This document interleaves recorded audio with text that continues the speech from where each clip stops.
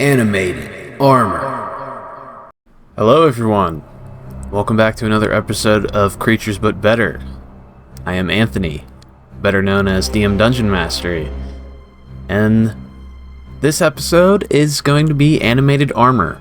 The 2014 animated armor it's not a bad creature. It's got some flavor to it.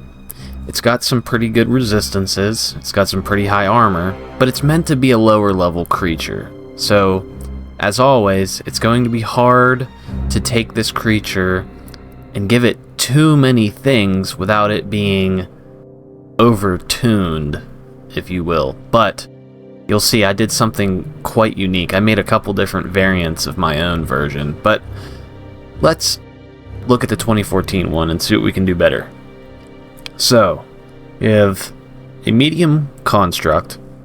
It is unaligned, armor class of 18, hit points 33, speed of 25 feet, 14 strength, 11 dex, 13 con, 1 intelligence, 3 wisdom, 1 charisma. So very low intelligence stats, but it makes sense. It's an animated suit of armor.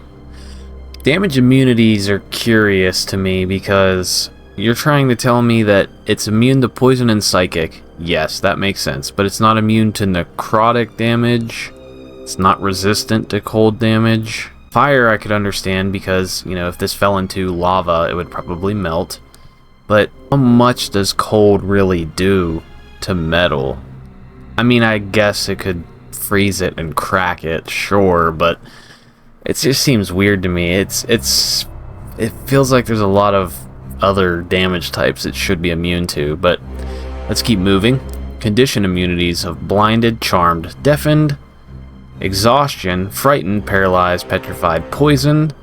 Seems good to me. I don't think there's another one that I could see it needing. We have senses of blind sight of 60 feet. It's blind beyond that radius though, so if you run away from it more than 60 feet, it cannot see you. Curious. Passive perception of 6, very easy to sneak around these things. Challenge rating of 1, proficiency bonus of 2. Let's get into the traits here. So, we have anti-magic susceptibility. The armor is incapacitated while in the area of an anti-magic field. If the target is hit by a dispel magic, the armor must succeed on a con save against the caster's spell save DC or fall unconscious for 1 minute. So, that's a big weakness, but it's a flavorful weakness. Because it has that big of a weakness though, I feel like we can get away with giving the armor more to work with. So, yeah, it's weak, and then it has a really big weakness, but I mean, that's not a bad thing. I'm not saying that as in, like, this is a crappy creature. It's still a cool creature, but we have false appearance. Now, a lot of dungeon masters, I think, misuse these things because Mimic has it. I know some other creatures have it too. So, while the armor remains motionless, it is indistinguishable from a new normal suit of armor. So, that means a DC 20 perception check cannot find this creature if they do not know that it is an animated suit of armor. Keep that in mind whenever you're running this thing, because if you let your characters walk in with 20 passive perception and then you go, oh, you notice that armor is not as it seems, you're just ruining the creature, you're ruining the fight, you're ruining the suspense, the surprise, and everything. They will not know that this is not just a regular piece of armor unless they had something like detect magic up, because it's inherently magical, so it would give a radius and aura of magic energy. Let's get into the actions. So it's got a whopping single attack that is just a slam attack. I don't see why this creature can't have weapons in its hand. In fact, that's probably one of the main buffs it needs, is it could just use some weapons. Like, it has no ranged attack, which I guess kind of makes sense considering it has blind sight of 60 feet, but still, it could probably use a ranged attack. Yeah, so overall, it's a simple, easy creature to run. It's got, a theme to it. You're probably not going to run into one of these very often. The only places I picture running into something like this is like a vampire's castle. It's like a hallway full of suits of armor, Resident Evil 4 style, and they come to life and start attacking you. But I came up with my own versions of this creature, so let's check out mine. Alright, here we go. DM Dungeon Mastery's rework of the animated armor. Let's jump right in. So, first things first. I gave it a couple different vulnerabilities, immunity. It has vulnerability to force damage. To me, that makes sense. Magical force damage is like an impact damage. It wouldn't necessarily be vulnerable to bludgeoning damage. I don't see a reason it should be, because if you're wearing plate armor, you're not vulnerable to bludgeoning damage, at least not in this current edition of D&D. Damage immunities, I gave it immunity to lightning damage, because how is electricity harming a suit of armor? I get metal is conductive, yes, but it's not a living creature. It's a suit of armor. You'll see what I did with that actually also. There's another cool thing coming up. I gave it immunity to necrotic damage. Does not make sense that it could take damage from necrotic damage. To me, personally, it doesn't. I don't even know how you could argue that it could damage it. It's not living flesh. There is no living flesh on this creature whatsoever. Everything else is the same. I did not increase its blind sight range. And let's get into the special traits. So the only thing that I added, and this is probably controversial. Listen, okay? I'm just having fun here, alright? Let me cook. So, lightning absorption. When the animated armor is subjected to lightning damage, it takes no damage and instead regains the number of hit points equal to lightning damage dealt. I picture it's an animated construct that is charged by magical energy. This is me taking creative liberties. You could take this out if you don't agree with it. I just think it would be a cool interaction because it only has 33 hit points. Why not give it something cool that can let it regenerate its health? Here's a one-shot idea for you. Put this in a room where the floor is flooded, okay? It's maybe 1.5 foot of water. Put some glyphs of warding that have some sort of lightning enchantment on it, and they zap the water and it electrifies the whole room. Put like 4 animated armors in that room, and then at certain intervals, maybe at initiative count 20, these glyphs fire these lightning bolts down into the water. Not like an actual lightning bolt spell, but like minor versions of that. Maybe they deal 1d8 lightning damage, but because you're in water, you would be vulnerable to lightning damage while you're standing in water. That's how I roll it usually, because that makes sense to me. But now you have 4 animated armors. At initiative count 20, these glyphs of warding zap the water, send a giant AoE across the entire dungeon room, heals the animated armors, and damages the player characters. Of course, if you have fly or dispel magic, you could get around that. It's just a cool little interaction. Always try to use the environment when you're putting creatures like this into something. These things are good at ambushing, and they're good at being in, sophisticated environments that humans or living fleshy creatures are not good at being in. So you could put them in a very hot environment where, living creatures that aren't from the plane of fire have a disadvantage on everything, but these don't because they're not living creatures. Just stuff like that. We'll get into the actions. This is a simple rework. I didn't do anything crazy on this one. I didn't give it, when it hits you, it gives you disadvantage on stuff because this is a medium creature. It's the size of a person. So I did give it some weapons. So it has a halberd now, so it has a 10-foot reach. It could have any weapon potentially, so I didn't see a problem with that. I gave it a vulnerability to force damage, so I think that's a good trade-off, giving it a weapon that has 10 feet of reach. Does 1d10 slashing damage. It can make 2 attacks a turn, so that's a little scary, but remember, if you know its vulnerability, you could take advantage of that. At this low of a challenge rating, that's how I kind of get around giving creatures a little bit more damage than normal. You give them a weakness that can be actually exploited. I did give it a light crossbow. You know, these are suits of armor. They could be holding crossbows. They could be near weapons, like an armory that's just aligned on the wall. Why can't they grab a crossbow? Now, here's the curious thing, though. These crossbows have a range of 80 to 320 feet, but the animated armor can only see out to 60 feet, so technically they have 60 feet of range. That is it. They cannot see you if you are beyond 60 feet from them, so it's not that strong of a ranged weapon. It just gives it an option, at least, and it's got a really low to hit, so you know, you put a mob of these in a wizard's tower, or an evil wizard's tower, and they're firing volleys down. The players can probably block a good bit of these hits. It still has its slam.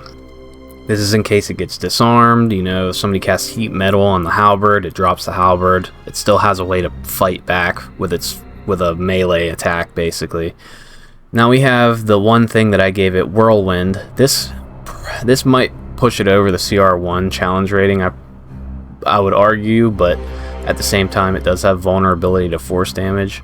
If you really wanted to make it vulnerable, you could give it vulnerability to bludgeoning damage too, but that's a little much, I think. It's plate armor. Technically, if we're looking at it from a realistic standpoint, bludgeoning would deal more damage to plate, because that's how medieval knights got through plate armor. They had to use big bludgeoning weapons, like a mace or something. But Whirlwind is a recharge of 6, so it's not going to get this off every turn consistently. It might get it off once a combat if you're lucky, if it survives that long. But the armor locks its legs and spins rapidly, so its body does a 360 with the halberd in its hand. If it doesn't have its halberd in its hand, though, it has less range on this. So if it's armed, creatures within 10 feet of it has to succeed, I can't talk today, on a DC 12 dex save, or they take 1d10 slashing damage. If they're unarmed, it's creatures within 5 feet, and it just does 1d6 bludgeoning damage. So this is just a way for, if your characters have very, very high, if your player characters have very, very high armor class, it's good to give creatures like something that forces a saving throw, because that's a way to get around that, so they're not just invincible walking tanks that can't be harmed. That's a good tip from me to you. If you want to get around players with incredibly high armor class, give creatures abilities that force player characters to make saving throws instead, because then they can get around the armor class. Don't do it all the time, because you still want your player characters to feel like they're big heavy tanks. That's what they got the armor for. But that's my basic animated armor rework. It's not a very groundbreaking thing, but it gives you something more to play with. It's not as boring of a creature with only, 2 slam attacks. But DM Dungeon Mastery, I'm not just gonna leave you on that, okay? I got 2 other versions of this, and I think you're really gonna get hype when you see the other 2, because they are pretty nasty. So let's get into the first variant version of the animated armor. Okay, so here we go. Get ready, get strapped in, because this one is a doozy.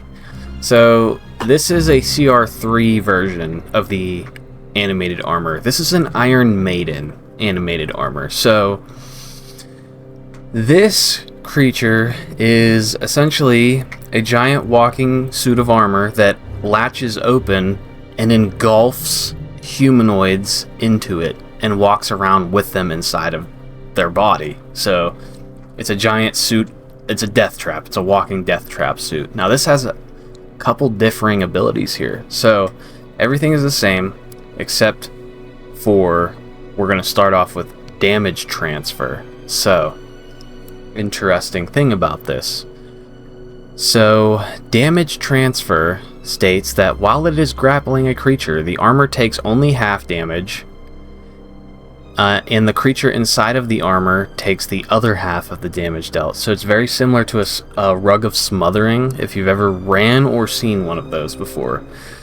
Now here's the thing. There's a couple other caveats to this too. Anti-magic susceptibility states that if it does fall unconscious from that, it releases all trapped creatures. Forgot to mention that.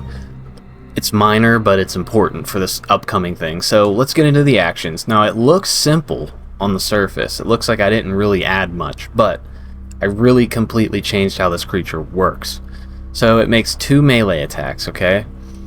Now, with these melee attacks, if they hit, they can encase up to 1 medium or 1 small or 2 tiny creatures instead of dealing damage. Now, that's not at the same time, and it can only have 1 medium creature inside of it, or 1 small creature, or it could have up to 2 tiny creatures. Don't misread that and put a medium creature and a small creature inside of it, because you can't do that. But if you put multiple of these in at the same time, it's very scary, because now, if the armor hits, it chooses to grapple instead. Now the creature is grappled, restrained, it has total cover while it's inside the armor, so it can't be targeted by anything. Nobody can see it. They can only target the armor. And at the start of each of these creatures' turns, they take 2d6 piercing damage, and they can escape as an action with a DC 15 strength save, landing in an unoccupied space within 5 feet on a success. So the armor puts you inside of it forcefully against your will, and then it walks around with you inside of it while you're getting stabbed to death by the spikes on the inside of the armor, while your allies are trying to get you out, casting spells, hitting it with stuff, and every time it gets hit, the spikes jab into you while you're on the inside, and you take half of the damage that was dealt to the armor. So it's a puzzle monster now. So let's get into the bonus actions, because that's not all. So they take 2d6 piercing damage at the start of their turn. This might not be a CR3 creature now that I'm looking at it, but as a bonus action, the armor crushes the encased creature, dealing an additional 2d6 piercing damage. The creature must succeed on a DC 12 con save. On a failure, they suffer one point of blood loss. So what each thing of blood loss does, and this kind of stacks like exhaustion, so every time they get a blood loss token, I'll describe it like that. So they get a blood loss token. For every token that they have -1 to all attack rolls, saving throws, and ability checks until they receive any amount of magical healing. And I have a little note that says it increases with additional failures. So technically this can do 4d6 damage on a turn if it hits, which is a lot. It's probably more in line with a CR 4 or 5 creature, but it has very low health, and it has vulnerabilities. It has immunities and stuff like that, and it does take half damage whenever there's creatures inside of it, so it's a pretty deadly monster. This is something straight up that I could imagine a cult of Leviatar using. And if you don't know them, they worship a goddess of pain and suffering. So this is an absolutely perfect candidate to put in with cultists of Leviatar and just wreak havoc. They could essentially, the player characters run into the cultist lair, and then they were like, "Give them Leviatar's love," and send in these Iron Maidens that just come marching out. You can describe them to look real brutal looking, caked in old, rusted, dried blood. And then they go after the wizard, the weaker characters. These aren't very smart, so they're just going to go after whoever. And also, if your characters can somehow cast Enlarge on themselves, it negates most of the damage from the creature. So there's ways to outplay this. You know, if you're not medium, you can't be grappled or restrained or anything. He could just slam you for 1d6 bludgeoning damage. But everybody else, you know, you have somebody who's playing a fairy or something in your game, or a sprite. They can both get sucked into the armor at the same time, and they could both get crushed at the same time. That's a pretty cool creature. But what if I made it better? What if I made it scarier? Well, I'm gonna show you what I did, because I did make this scarier. Let's get into the third variant of this. Okay, I feel the controversy brewing with this one before I even get into it. So, disclaimer, this is a scary monster. Might even border on the unfair territory, but it could still be easily outplayed if you just play off of its weaknesses. You get to exploit its weaknesses. But if you take that little scenario that I gave you the idea for in the beginning of the video with the flooded room, the lightning glyphs, this creature is a really scary boss fight. If you have 2 of them, it's a double scary boss fight. It's probably nearly impossible to kill if there's just 2 of them in the room. But if you have some unruly players that are really making you mad, and you use this on them, You didn't get it from me. Don't tell him I made this and gave it to you, okay? So let's get into it. Sorry. We have an armor class of 21. This one is large, okay? So this is an Iron Abductor. It's large. It's 114 hit points. Speed of 20 feet. Really slow. It's got a strength of 18, a con of 18, but it's got a lower dex score than the other animated armor, so it's only got a 9. This one I kind of picture to be on a singular wheel or some... I really picture it to be like the Elden Ring Abductor version. It still has the same vulnerabilities and all that. I didn't change the blind sight range either, and it is blind beyond that radius, so if you do manage to kite it out and, you know, fight smarter, not harder, you can outsmart this creature, but it's not going to be easy. So yeah, everything else is the same, except for now it has a new trait called Grasping Chains.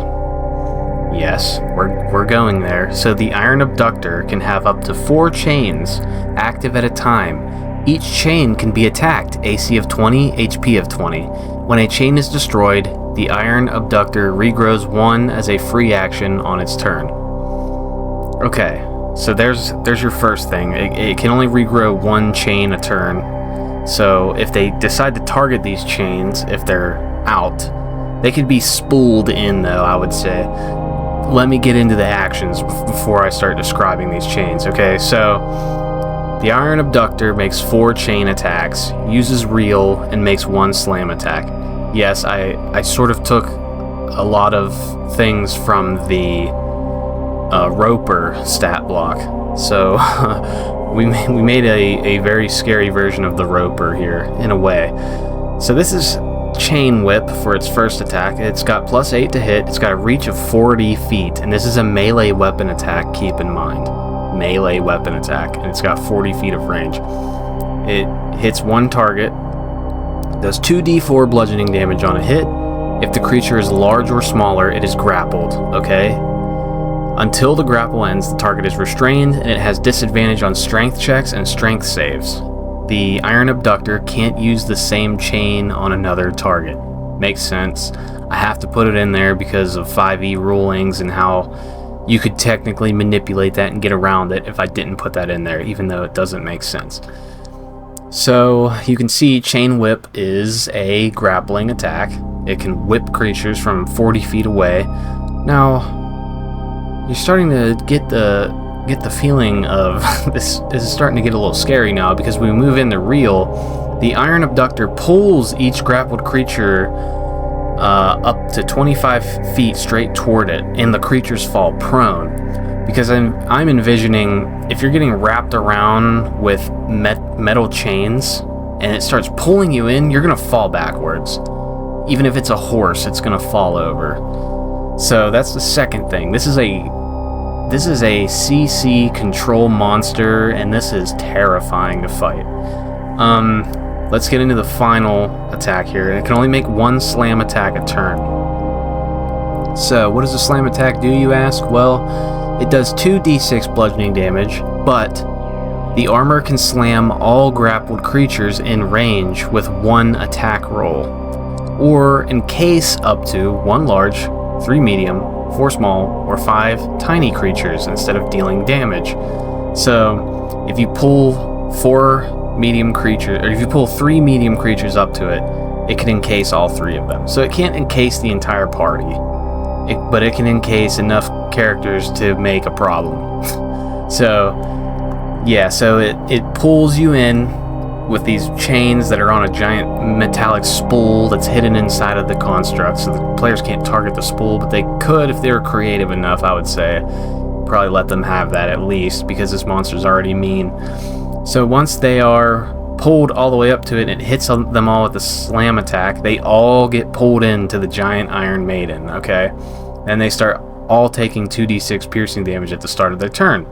They can escape as an action with a DC 16 strength save, and they land within 5 feet on a success. Now, that seems all well and good, yes. Okay, that's manageable, maybe. No, we get into the bonus action now. The armor crushes all encased creatures, dealing 4d8 piercing damage. The creatures damaged this way must succeed on a DC 16 con save. On a failure, they all suffer blood loss, so they all get a -1 to their attack rolls, saving throws, and ability checks until they receive magical healing. Keep in mind, when they are inside this creature, the cleric, the cleric is outside, he can't see them. He can't heal them until they get thrown out. So the longer they remain in this creature, the more damage they start taking on top of damage transfer. So the more damage that people are doing to it on the outside of it is damaging the creatures on the inside even more. But again, it sounds overpowered and unfair, but if you just hit it with an anti-magic ability or dispel magic, you can disable this creature entirely for at least 1 minute and then run away because it's scary. So this makes for a very interesting version of the animated armor. This is like a boss fight level creature at high levels, and then at even higher levels you can even fight multiple of these and it would be a nightmare. It has a +8 to hit, which is pretty average for a higher level creature, so players can get around that. Especially, I have a dwarf in my campaign, a dwarf cleric, and his armor class is regularly 23, so very rarely would he get hit by something like this. But everybody else, you know, the wizard casting spells, the ranger casting spells, they're going to have to prove their fellowship. This is a fellowship test, because if they're getting reeled in 25 feet a turn, they only have so many hits before they get sucked into this creature. And when they're restrained by those chains, it has that slam attack at advantage. So yeah, I think that's a pretty cool creature. It's a mean creature, but it's awesome, and it'll absolutely scare your players, so you should use it against them in your next game or in your next one-shot. So like I said, good example, put this in a room that's flooded with water, have little glyphs of warding on the walls. The glyphs of warding at initiative count 20, zap the water that electrify the entire room. Everybody takes, you know, I don't know, 2d8 to 4d8 lightning damage. And then that lightning damage heals the animated armors. So you can put a big one in there like this. You can put a couple regular animated armors in there. You can reskin the animated armors. They don't have to just look like regular suits of armor. They can look demonic even. So really, these creatures can fit in pretty much anywhere the longer that I think about them. These are pretty interesting, versatile monsters to add into your games. Hopefully you all enjoyed this video. If you did, leave me some feedback. Let me know what you want to see next. Let me know if you have any ideas for new series, anything that you want to see from me. I know a lot of people want to see some undead stuff, some more zombies, so I might make a zombie giant or something like that next. Who knows? I know that I think I'm going to be working on the ghost next, because they've been getting a lot of hype, and they've been getting close to winning the polls, but they just keep coming up short at the end of the day. But I am DM Dungeon Mastery. I hope you all enjoyed this video. I hope you all enjoyed these creature stat blocks. I hope to see you again in the next one. I love and appreciate all of your comments. Please come join me in the Discord to download all these creature stat blocks for free. Bye-bye.